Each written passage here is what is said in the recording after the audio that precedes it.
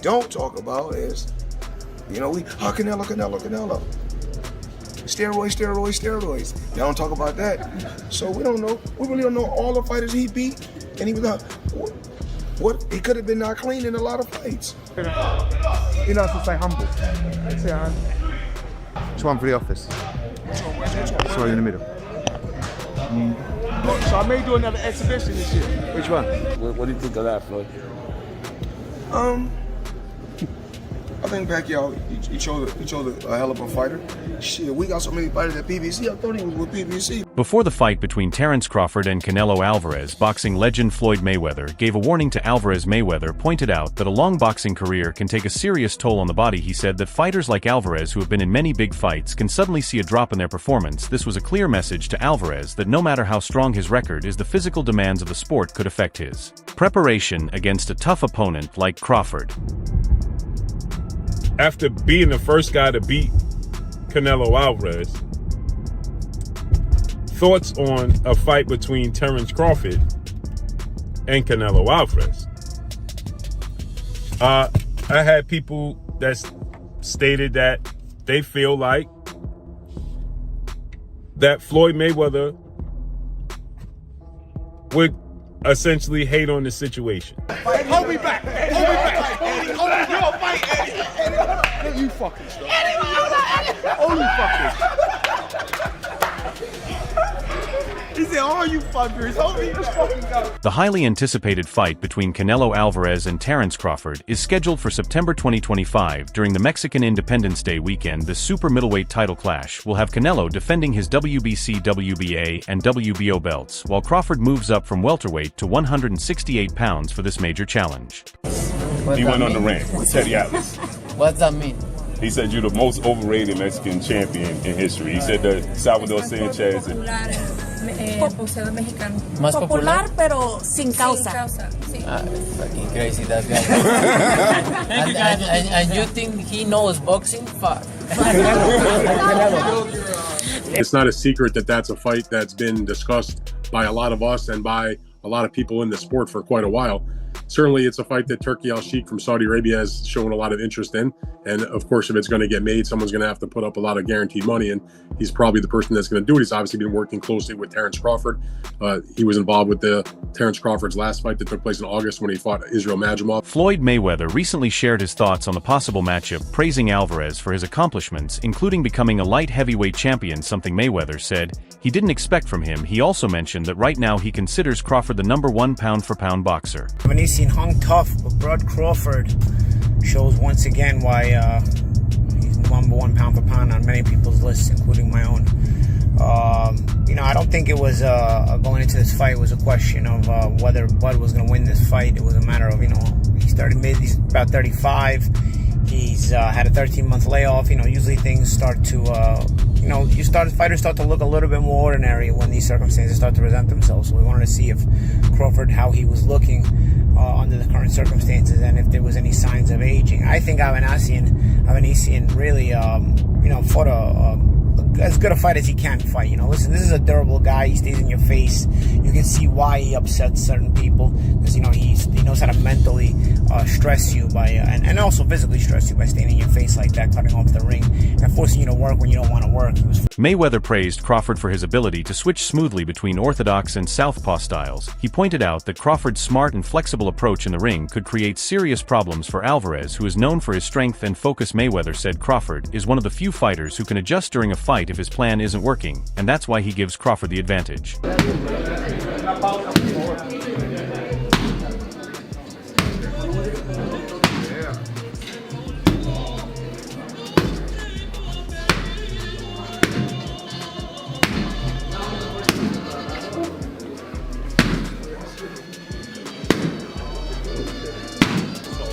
Not official, but it may be a done deal. Terence Crawford, Canelo Alvarez. Early thoughts? What do you think? Yeah, look, the first thought is, can he handle the weight jump? Can he handle the weight jump? He being Crawford against Madridov, people are going to say, "Oh, he had some hiccups." Who don't have hiccups? When you eat something that's a little difficult to eat, and Madrimov was a little difficult to eat. He's not easy to digest. He's a good fighter. When you eat something that's a little tough to digest, you get hiccups, right? So come on, he's human. So he had a few hiccups. He won the fight. He's Terence Crawford. A lot of people say, "Oh, Teddy, you make him so good. You're always saying how great Crawford is." But who's he beating? He unified the what was his first division? Lightweight. Then he unified the junior. Then he unified the junior welter, then he unified the welter. I think I got the weight classes right. It doesn't. Floyd Mayweather and Canelo Alvarez share a long history that began with their famous fight on September 14, 2013, held at the MGM Grand Garden Arena in Las Vegas. This match is still remembered as one of the most talked about events in boxing history. Canelo was 23 with 43 fights and 30 knockouts, and the world said he was inexperienced. I was 36 with 40-something fights, and to tell you the truth, at the time of their fight, Floyd Mayweather was already a boxing legend with an undefeated record and several world titles in different weight divisions. Canelo was just 23 years old, a rising star holding the WBC and WBA super welterweight belts and seen as the future of boxing. Es esta, fíjate. Pam, pam, pam, pam, pam, pam. Hun, hun, hun. Gancho. Hun, hun, hun. Digo. Eso.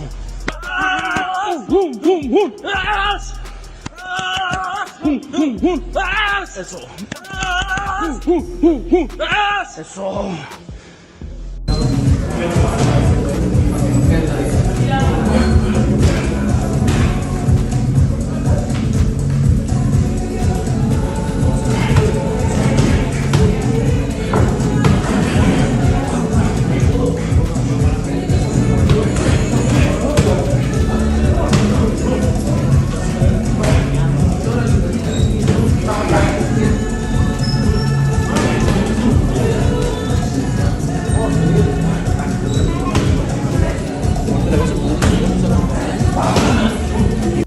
Joe Rogan pointed out how Canelo Alvarez's loss to Floyd Mayweather in 2013 had a major effect on his career. Rogan said the defeat became a key learning experience for Canelo, helping him improve his defense, especially his head movement.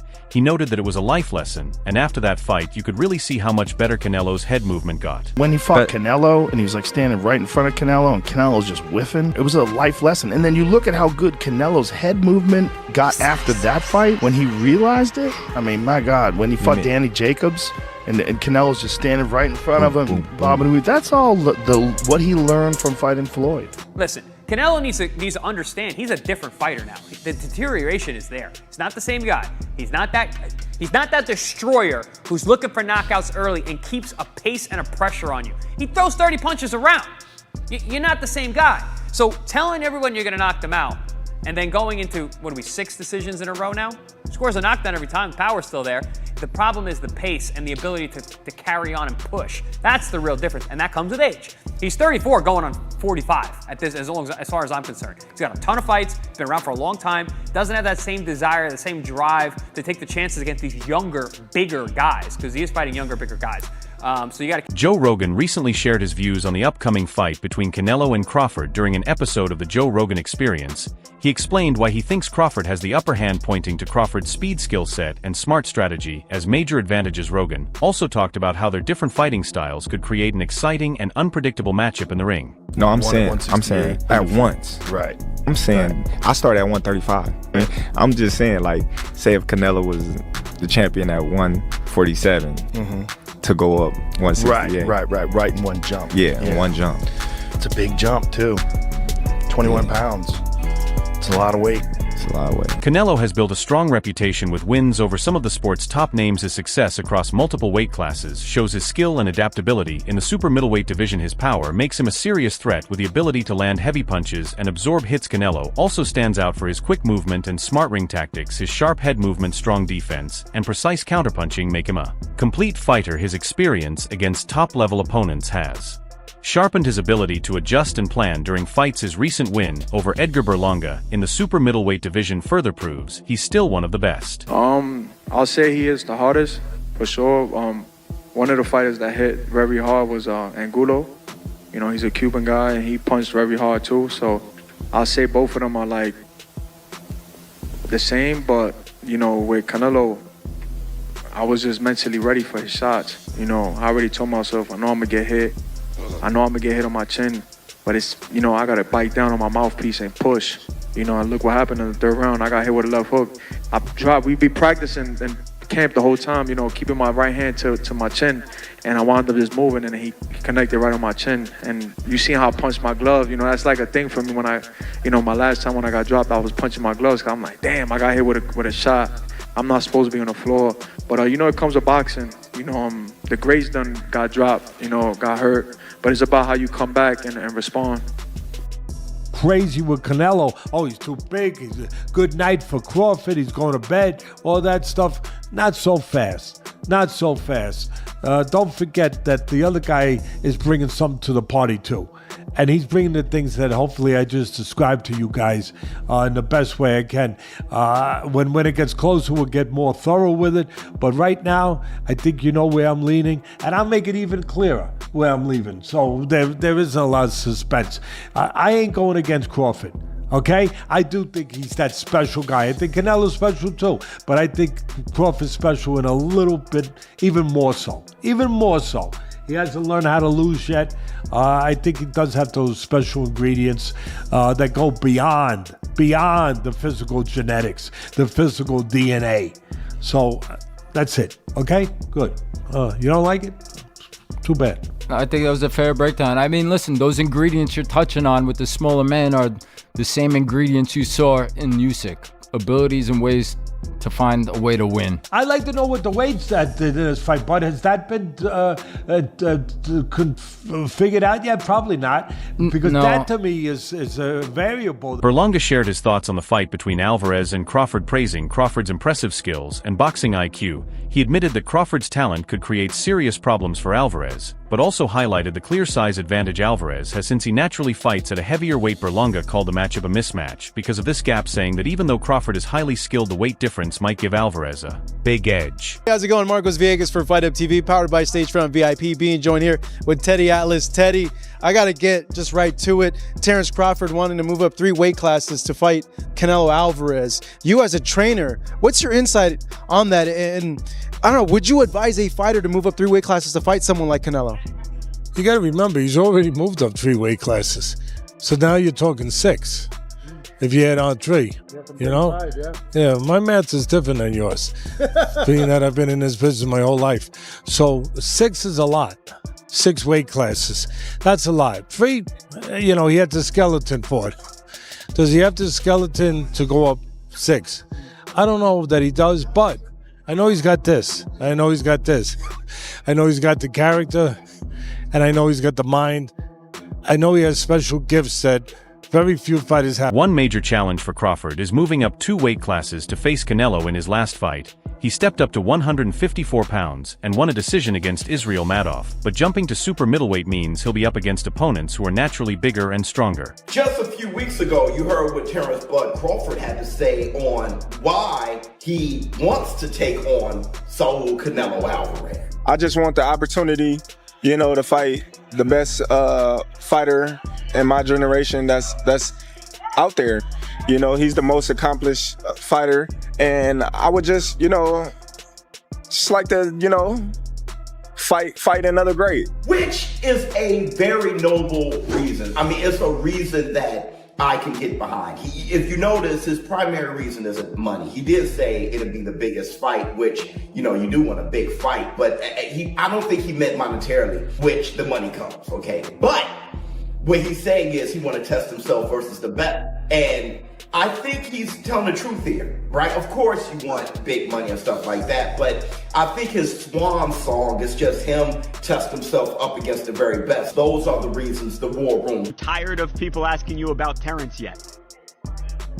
No, look, I always say, I respect Terence Crawford. He's a very talented fighter, but he just win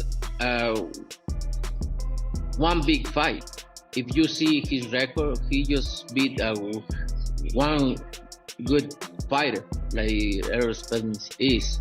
But other than that, I don't think he's beating other great fighter like Spence. He did a really good job with the Spence. He did like almost look very easy. But I knew Terence Crawford is a great fighter.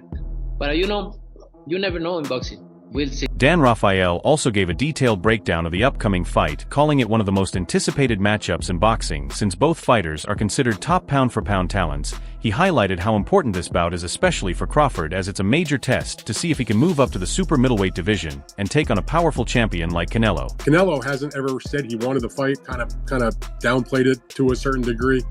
But it wasn't that long ago, I don't know, maybe a couple of months ago, he was doing an appearance and he was asked about it and he didn't close the door on it. In the past, he sort of like closed the door on it. It was like, I'm not interested. He's like, listen, I'll talk to anybody and listen to what they have to say about the deal, any kind of deal. So in my mind, that sort of at least cracked open the door to have the conversation. Like he wasn't just saying, forget it, in terms of working with Turkey or anybody else. So I think that Canelo is a smart person in terms of his boxing, but also in terms of his business.